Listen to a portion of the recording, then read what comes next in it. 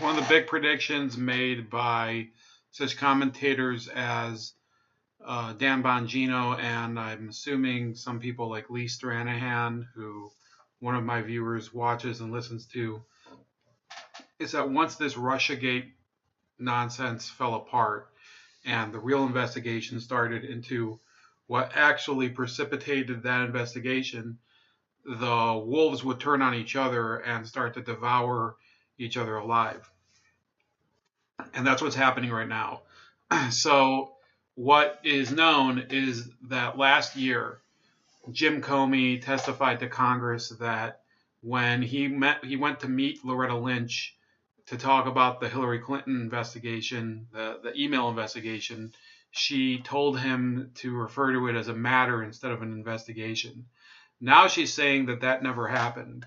Or apparently, I think it's leaked that her testimony in closed-door session of Congress included stating that that never happened. It says here, former Attorney General Loretta E. Lynch denied that she instructed former FBI Director Jim Comey to refer to the Hillary Clinton email probe as a matter, undercutting Mr. Comey's claims otherwise. Ms. Lynch told congressional investigators in December 2018 that she was, quote, quite surprised when she learned Mr. Comey said she had given such an instruction, as the Justice Department was weighing how to characterize things in the early stages of the investigation. That was not how it was conveyed to him, certainly not how it was intended, she said, according to a congressional transcript released this week. I have never instructed a witness as to what to say specifically. Never have, never will. Ms. Lynch told House investigators that in a meeting around September 2015, she and Mr. Comey were trying to figure out how to talk about the issue and that they weren't ready to confirm or deny whether there was, in fact, an investigation into Mrs. Clinton's email practices. That's departmental policy that when we receive a public referral from any agency, that we confirm the referral, but we neither confirm nor deny the investigation, she said. That's actually a standard DOJ policy. And yes, I've heard that several times, that typically the Department of Justice doesn't necessarily reveal if it has an investigation going on, if it's still ongoing. Mr. Comey had testified to lawmakers in 2017 that Ms. Lynch directed him to call it a matter rather than an investigation, saying the request confused and concerned him. And here he says, that was one of the bricks in the load that led me to conclude I have to step away from the department if we are to close this case credibly, he said, saying the language troubled him because it was similar to how the Clinton campaign was describing the issue. Mr. Comey has emerged as a prominent critic of President Trump and his administration since getting fired in March 2017, penning a book and making various media appearances. Representative Doug Collins of Georgia, the top Republican on the House Judiciary Committee, released the Lynch transcript and a batch of others this week that stemmed from a congressional investigation into potential FBI and Justice Department misconduct during the 2016 presidential campaign. Ms. Lynch announced in July 2016 she would accept whatever the FBI recommended in terms of potential prosecution of Mrs. Clinton in the email case, saying a recent meeting with former President Bill Clinton on an airport tarmac had raised questions about her involvement. So this is going to be a very interesting saga here. Here it says multiple witnesses, including James Rybicki, a former chief of staff to Mr. Comey, told investigators in the newly released transcripts that Mr. Comey initially drafted the statement on the investigation he delivered on July 5th, 2016. Okay. Tricia Anderson, a former principal deputy general counsel at the FBI's Office of General Counsel, said in August 2018, neither she nor anyone else of whom she was aware made edits or suggestions to the statement to help Mrs. Clinton or damage the Trump campaign. Mr. Comey said in October 2016 that the FBI had found emails from another investigation that could be relevant to the Clinton email case. He then informed lawmakers in November, right before the presidential election, that they were sticking with the conclusions from July. So that was a famous episode where Comey briefly reopened the investigation for like a week and then was like, okay, that's enough. That it was ridiculous. And I think anybody, whatever side you were on, was right to be really pissed off at how he handled that. It could be that in this entire saga of the Clinton email investigation and the Trump Russia investigation, the one person that everybody can be tied together in saying was the worst actor was Jim Comey, who keeps going around the country and pretending that he had this great moral compass that was guiding him the whole time to do the right thing, when in reality, it seems that he can't stop lying and making up ways that everybody else did the wrong thing except for him. Many Democrats believe Mr. Comey's role in raising the email issue that late in the race cost Mrs. Clinton the election against Mr. Trump. But Andrew McCabe, the former FBI director who was ousted by Mr. Trump last year, said Comey's public statements about the investigation were never intended to affect the outcome of the election. I think Director Comey was very interested in us completing our work in a period of time that would be far enough before the election took place so that we could take whatever steps we needed to take and do it in a way that would not impact the election. So let me go down here. Contrary to statements from the White House, Mr. Rubicki said he didn't think the FBI rank and file had lost confidence in Mr. Comey in the run-up to his firing. So this was taken as something, by the way, what Rubicki said, that he claimed, what his claims apparently were used to say, well, Trump was lying about the fact that Comey was unpopular within the FBI. Well, this is Comey's chief of staff. Whose side do you think he's going to be on? He's associated with Jim Comey. He says, I think there was sadness to lose Director Comey personally, but also determination that the work of the Bureau would continue no matter who was leading, he told investigators.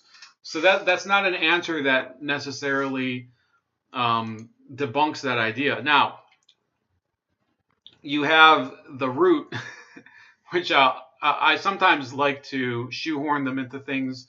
By the way, I think the Root is pretty soon going to fall apart because they're simply nobody's reading them, and they're also part of the Gizmodo group, and Gizmodo I think is getting bought out, and it will probably be broken up. I don't know why you need 15 different opinion pages and websites that all talk about how white people are, America's cancer. So, and you can see all of them up here, the Root 100, Very Smart Brothers, the Grapevine. So it says, former U.S. Attorney General Loretta Lynch testifying before Congress last year about how the probe into Hillary Clinton's email use was handled, said she never told ex-FBI chief Comey to downplay the investigation by referring to it as a matter as opposed to an investigation. Lynch's testimony was part of transcripts released Monday by the ranking Republican on the House Judiciary Committee in an attempt at making Donald Trump feel good. So this is the Root just being, I don't know why they left this in crossed out. In an apparent attempt at making Donald Trump feel good, being transparent about the House's probe into potential. So they're trying to say, well, the reason that these transcripts are being released is in order to have Donald Trump feel better about what? About the fact that he's proving that all these people are liars, or that Congress is proving it. Either you do believe that Jim Comey lied, or you don't. Or maybe you believe that both of them lied. I would say it's possible that Loretta Lynch was lying about a number of things too.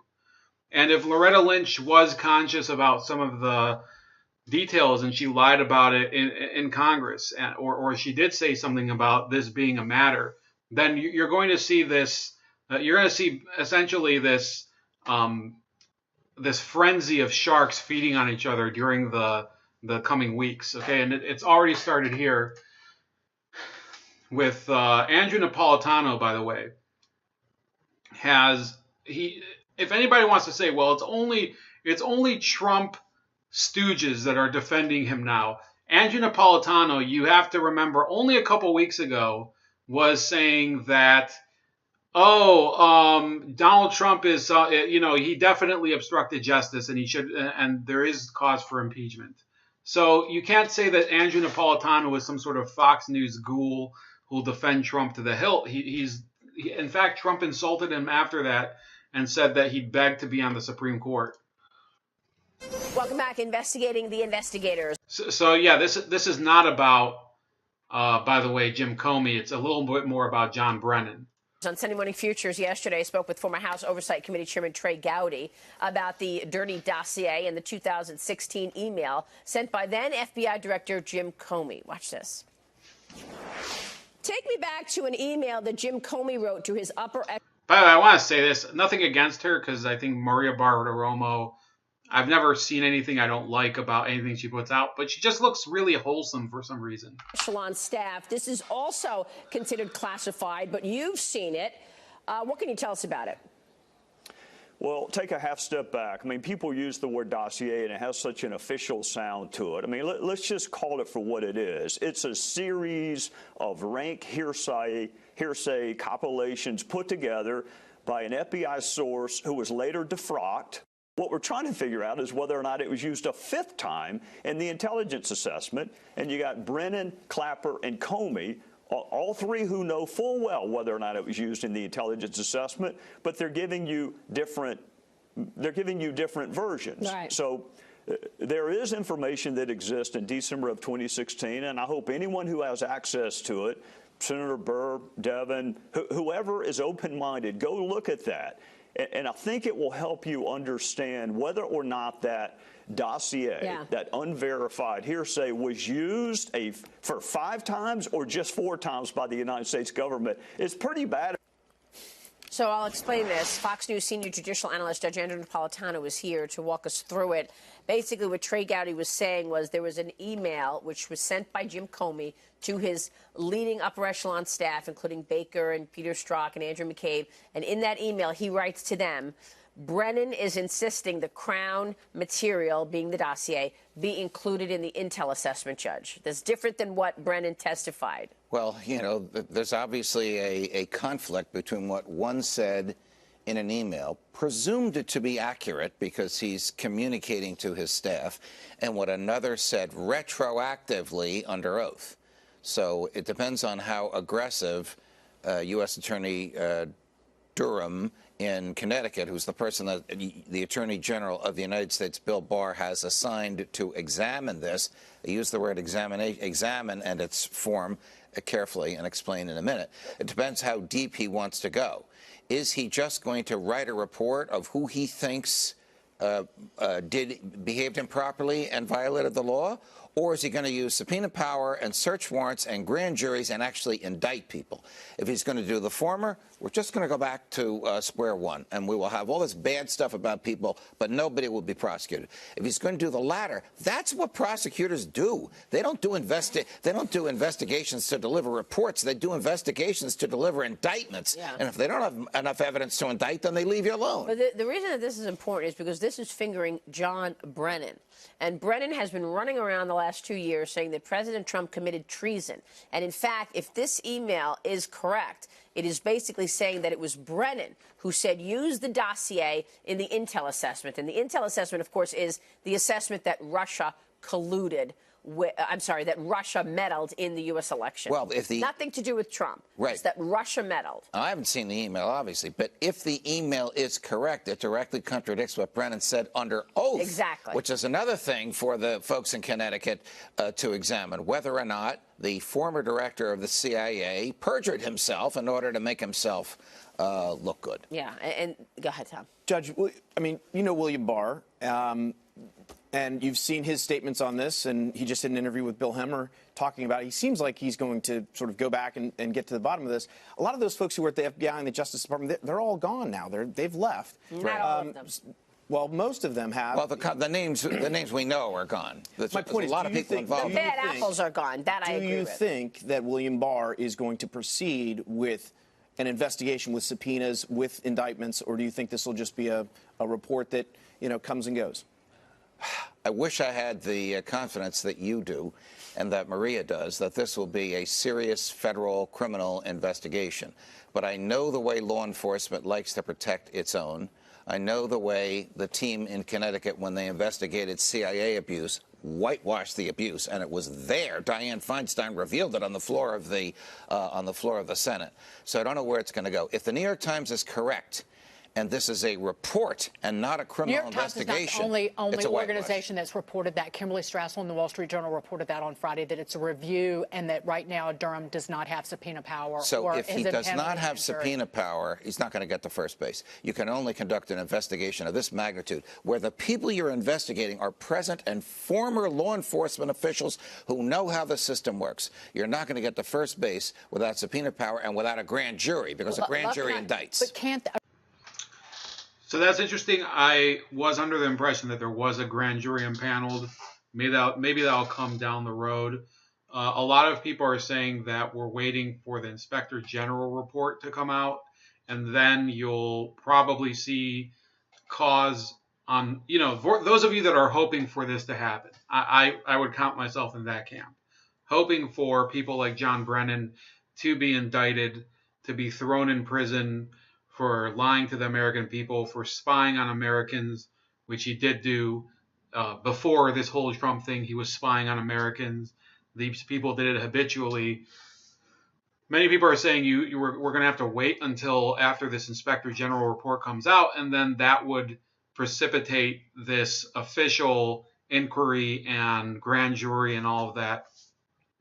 But we're already seeing this erosion of the United Front. You have to remember that just about, I think almost it was either 2 years ago or it was the beginning of 2018. I think it was the beginning of 2018 that Rob Reiner actually made a video, and it was this long form interview with both Clapper and John Brennan for this organization he formed called the Committee to Investigate Russia, where they danced around for about an hour talking about how evil Putin was and how sophisticated his attack against the USA was, with Facebook ads, by the way. That's what they were so afraid of. So, yes, I think that what's going on right now is this united front, which was flimsy to begin with, completely falling apart. Brennan it seems so amateur. It seems as if these people, the only thing that they had in their favor was the confidence that they would never get caught. I am hoping that eventually all three of them, Clapper, Brennan, and Comey, see time in prison and drag a number of other people down with them, including Sally Yates, the Deputy Attorney General, the one who signed those FISA warrants against people like Carter Page and Papadopoulos, and also, of course, Loretta Lynch and some of these other, Obama administration people. The Obama administration, I'm hoping in the next few years, if this trend continues and we see this collapse of the mass media and this replacement with obviously more independent creators, although they're doing everything they can to destroy them. The Obama administration, I'm hoping, will be redefined as the police state administration. The police state president, that's who Barack Obama was, and that's who his lieutenants were serving. That's about it. Please like, share, and subscribe. Also, I want to remind you, subscribe to my Minds account.